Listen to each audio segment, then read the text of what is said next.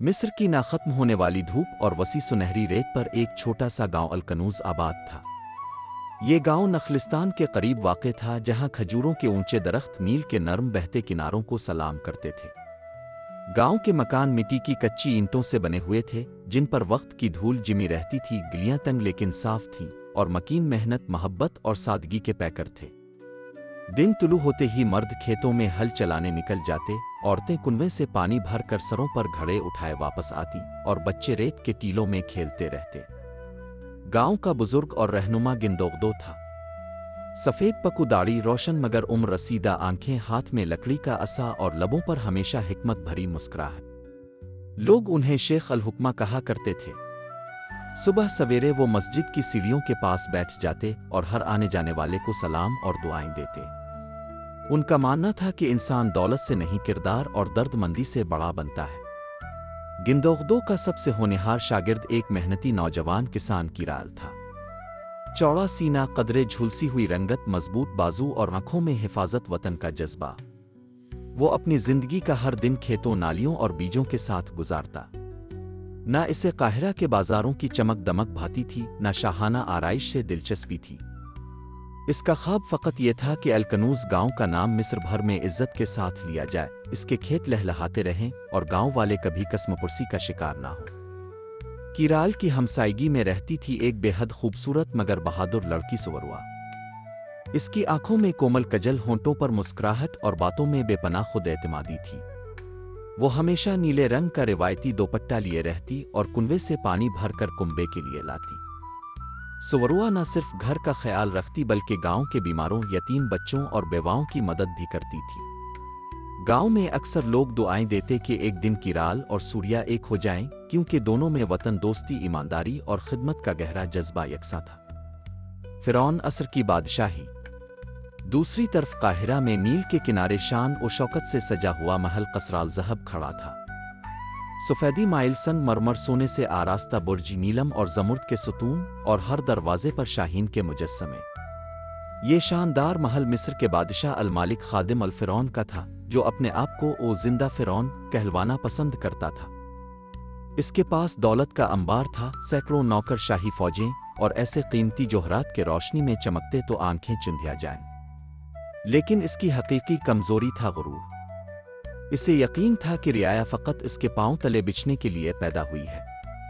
وہ گاؤں والوں کو حقیر، معمولی سمجھتا تھا اور کبھی اپنی کرسی سے نیچے آتر کر عوامی درد نہیں سنتا تھا۔ وہ وقت آیا جب نیل میں شدید طغیانی الفاٹیں، موسلادھار بارشیں، طوفانی ہوائیں اور تیز لہریں سب کچھ بہا لے گئیں۔ الکنوز گاؤں میں کھیت، مویشی، مٹی کے گھر، کنویں سب ایک ہی رات میں تباہ ہو گئے۔ جب سیلاب کا پانی یاترا تو گاؤں کھنڈر کا منظر پیش کر رہا تھا۔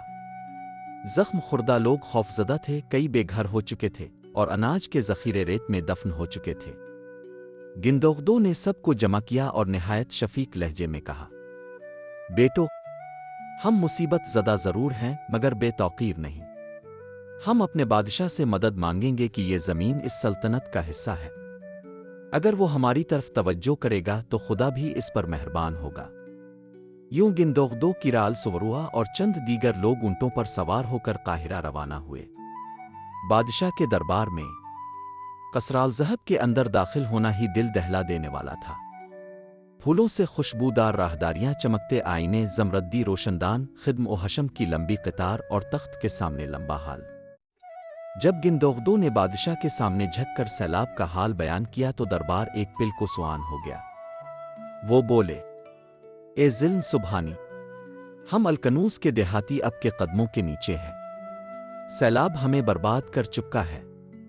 ہم صرف چند بیج، کچھ لکڑی، اوزار اور کھانا چاہتے ہیں تاکہ دوبارہ کھڑے ہو سکیں۔ ہماری لاج رکھیے۔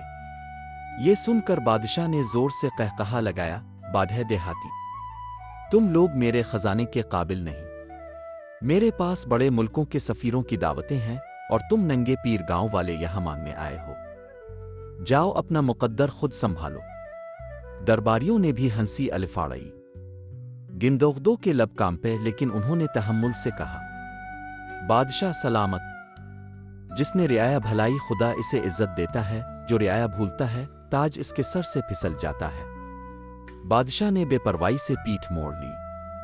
मुहाफिजों ने इशारा किया और गांव वाले दरबार से बाहर निकाल दिए गए। अक्लमंदों की हिकमत। रास्ते में वापस आते वक्त किराल की मुट्ठी गुस्से से बंद थी और सुवरुआ की आंखें आंसुओं से भीग चुकी थीं। मगर गिंदोगदो ने दोनों के कंधे थपथपाते हुए कहा, ताकत से ताकतवर को ज़ेर करना मुश्किल होता है, मगर हिकमत से इसे इसका आईना दिखाया जाता है। अब वक्त है कि हम शाही गुरूर को गुबार बनाएं, मगर मोहब्बत और इत्तेहाद के साथ। चंद दिन बाद अलकनूज गांव के तमाम मकीन काहिरा पहुंच गए। उन्होंने महल के सामने खैमे लगाए, खाक आलूद बर्तन और टूटे हुए आलात रखकर गीत गाने लगे। ए फिरौन असर सुन ले पुकार, तेरी रियाया बैठी तेरे दरबार। सुवरुआ और गांव की औरतें खाली प्याले बजात और नगमे गाती। बच्चे मिट्टी से छोटे छोटे महल्लात बनाकर कहते, ये हमारा बादशाह है जो रेत से भी कमजोर है। ये मंजर जल्द ही काहिरा के शहरियों के दिल पर नक्श होने लगा। लोग दाने, फल और पानी लिए गांव वालों के साथ इजहार यकजहती करने लगे। बाजारों में बात फैली कि बादशाह का दिल पत्थर हो चुका है। शुअरा ने तंजिया अशार कहने शुरू किए।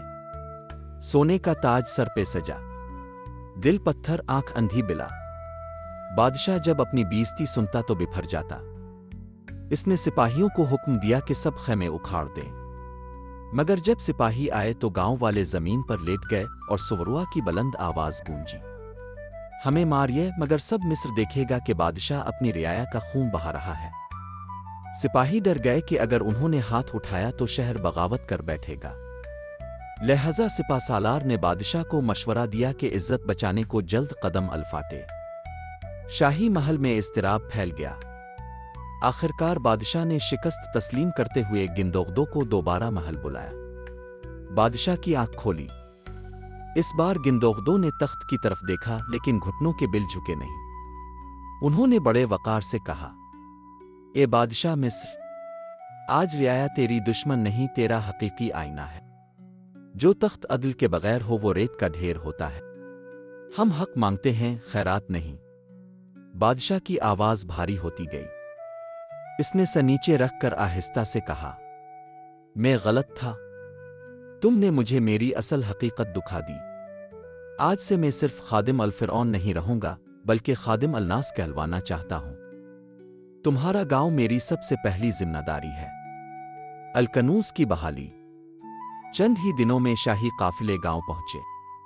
साज ओ सामान, लकड़ियां, ईंटें, गंदुम, दाने, तमीरी औजार, तबीब, उस्ताद सब रवाना कर दिए गए। किराल और मर्दों ने नहरें खुदवाईं। सुवरुआ ने औरतों के साथ स्कूल खोला और गंदे कुनवें साफ करवाए। 6 महीनों में अलकनूज फिर सब्जाजार बन गया। खेत लहलहाने लगे और गांव पहले से ज्यादा खूबसूरत हो गया। बादशाह खुद घोड़े पर सवार गांव पहुंचा। लोग खुशी से नाचे, दफ बिजाई गई और सुवरुआ ने शाही मेहमान को खजूरों और पानी से भरा मिट्टी का प्याला पेश किया। गिंदोगदो ने एक कच्ची ईंट बादशाह को थमाई, जिस पर मिस्र के कदीम औरोगलिफी रस्म अलखत में लिखा था, वो बादशाह जो दिलों पर हुक्मरानी करे वो हमेशा जिंदा रहता है। बादशाह ने वो ईंट दिल से लगाकर ऐलान किया, मेरा ताज अगर रहना है तो खिदमत पर रहेगा। मैं वदा करता हूं हर महीने एक गांव आकर लोगों की बात खुद सुनूंगा। बादशाह ने अपने नाम से फिरौन का लक़ब हटाकर अपने रस्मी खिताब में नया नाम शामिल किया, अल मालिक खादिम अल नास।